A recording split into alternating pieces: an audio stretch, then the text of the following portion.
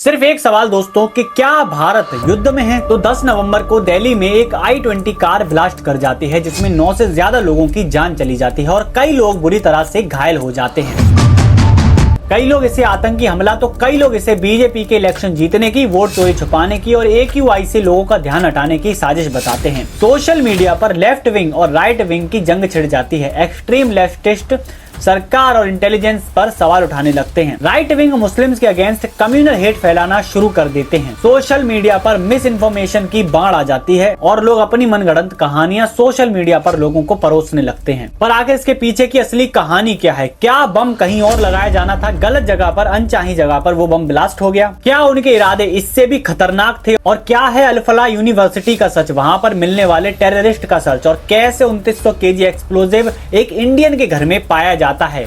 आखिर क्यों dangerous poison ricin को एक्सट्रैक्ट किया जा रहा था, वो भी एक टेररिस्ट के द्वारा? आखिर क्या है इसके पीछे की पूरी कहानी, आइए समझते हैं आज के इस वीडियो में। Coming in of an explosion in a car near Delhi's Red Fort. The Delhi police team is on the spot. 8 people being killed on the spot means that this is something more than just probably an accident.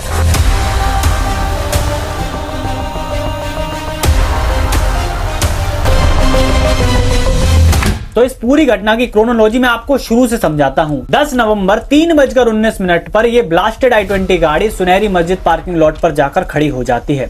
इस गाड़ी को चला रहे हैं उमर मोहम्मद, जिनका link terrorist organisation से बताया जाता है। पुलवामा का रहने वाला ये आदमी बहुत गरीब परिवार से आता है और एक स्टूडेंट और एक टीचर है अल-फलाह यूनिवर्सिटी का। इसके बारे में मैं आपको थोड़ी बातें आगे भी बताऊंगा। 6:48 पर वो गाड़ी वहां से निकलती है और 4 मिनट में वो गाड़ी पहुंचती है लाल बत्ती के पास और होता है एक जोरदार ब्लास्ट। पर क्या इनका इरादा सिर्फ इतना ही था? पुराने ब्लास्ट से कंपेयर करेंगे तो ब्लास्ट की इंटेंसिटी और कैजुअलिटी दोनों इनके मकसद, इनकी हिस्ट्री से अलाइन नहीं करती। फिर ऐसा आखिर हुआ क्यों? जिस यूनिवर्सिटी का नाम मैंने आपको बताया था अल-फलाह, वहां से सिर्फ उमर का ही नहीं बल्कि कई सारे आतंकियों का कनेक्शन मिला है। ब्लास्ट से कुछ दिन पहले ही बहुत कुछ बड़ा प्लान हो रहा था। 6 से 7 नवंबर के बीच आदिल अहमद, इसको सहारनपुर से अरेस्ट किया जाता है एक CCTV फुटेज के बेसिस पर, जहां पर ये जैश-ए-मोहम्मद के पोस्टर श्रीनगर में चिपकाता पाया गया था। दूसरा डॉक्टर मुजामिल शकील, जिसको फरीदाबाद से अरेस्ट किया जाता है, जिसके पास से 350 kg के आसपास एक्सप्लोजिव बनाने का सामान मिलता है और एक AK-47 जैसी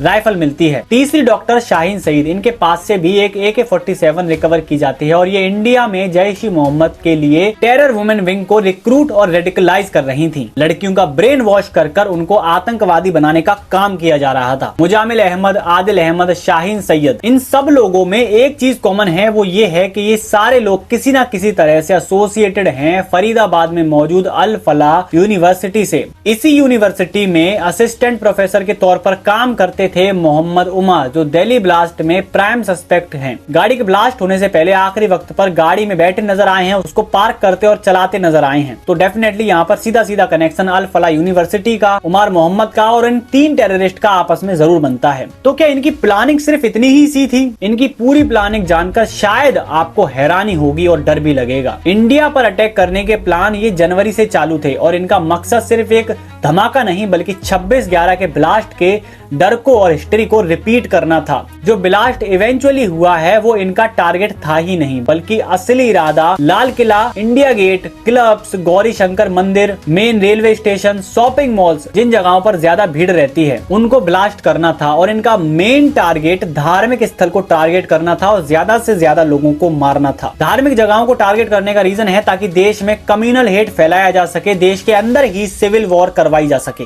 पर इनके घटिया इरादों को नाकाम किया भारत की इंटेलिजेंस ने।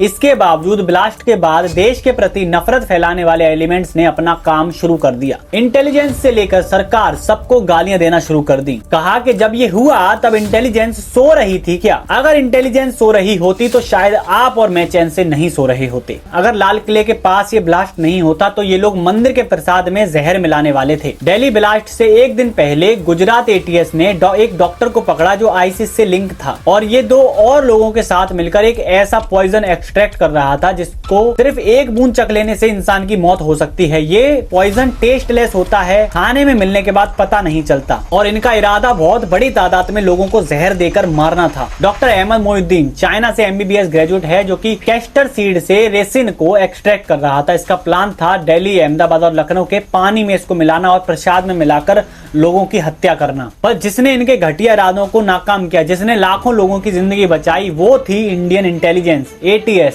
NIA, IB, जो 2900 kg एक्सप्लोजिव, जिसका मकसद शायद तबाही मचाना था, उसको अपने कब्जे में लिया। वो थी इंडियन इंटेलिजेंस। और जो चूक हुई है उसका कारण इंडियन इंटेलिजेंस की लापरवाही नहीं, बल्कि अपने देश में रहने वाले लोगों का धोखा है। क्योंकि आप बॉर्डर पर भीड़ तैनात कर सकते हो, पर जब भीड़ में से ही कोई आपके पेट में छुरा भोंक दे, तब आप क्या करेंगे? इस बार कोई बॉर्डर पार करके नहीं आया था इंडिया को नुकसान पहुंचाने, बल्कि बॉर्डर के अंदर बैठे लोगों ने ही इंडिया के साथ गद्दारी करी है, जिसका नतीजा है 9 से ज्यादा लोगों की जिंदगी चली गई, और शायद और लोगों की जिंदगी जा सकती थी, पर जिसने हमको बचाया वो थी इंडियन इंटेलिजेंस। फिर भी कई लोगों ने इंटेलिजेंस पर सवाल उठाए, इंटेलिजेंस से अकाउंटेबिलिटी मांगी। कीबोर्ड वॉरियर्स को इंटेलिजेंस की अकाउंटेबिलिटी चाहिए, देश में वॉर चाहिए। तो मैं ये कहना चाहता हूँ उन कीबोर्ड वॉरियर से कि चीजें ऐसे काम नहीं करती। अब इस पूरी घटना के बीच में देश के प्रधानमंत्री ने जो एक्शन लिया है वो देखने लायक था। 11 नवंबर को प्राइम मिनिस्टर का भूटान विजिट था, वहां के राजा के बर्थडे सेलिब्रेशन और भूटान के साथ डिप्लोमेसी और भाईचारा मेंटेन करने का, जिसको उन्होंने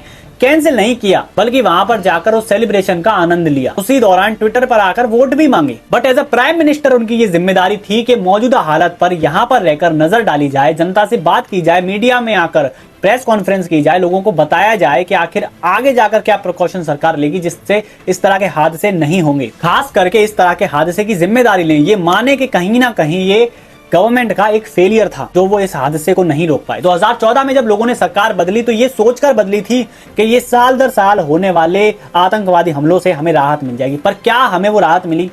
पहले ये ब्लास्ट देश के कोने कोने में होते थे, शहरों में होते थे। माना कि 2014 के बाद देश के शहरों में वो ब्लास्ट होना बंद हो गए हैं, पर कश्मीर के रीजन में आज भी उस तरह के ब्लास्ट होते हैं। इसकी जिम्मेदारी कौन लेगा? प्राइम मिनिस्टर और होम मिनिस्टर। पर क्या वो अपनी रिस्पॉन्सिबिलिटी लेते हैं? क्या वो ये कहते हैं कि हाँ, ये हमारी गवर्नमेंट का फेलियर है कि हम इस तरह के आतंकवादी हमलों को नहीं रोक पाए? रिस्पॉन्सिबिलिटी और अकाउंटेबिलिटी लेना छोड़िए, क्या कभी जनता के सामने आकर स्ट्रेटेजिकली जनता से बात भी करी है? इस 10 से 11 साल के रूल में एक प्रेस कॉन्फ्रेंस भी करी है? नहीं, शायद हमारे देश के प्राइम मिनिस्टर ये जरूरी समझते ही नहीं है। मैं चाहता हूं कि अपना ओपिनियन आप इस घटना को लेकर कमेंट में बताइए। मैं मिलता हूं आपसे अगले वीडियो में, तब तक अपने घर में रहिए, सुरक्षित रहिए।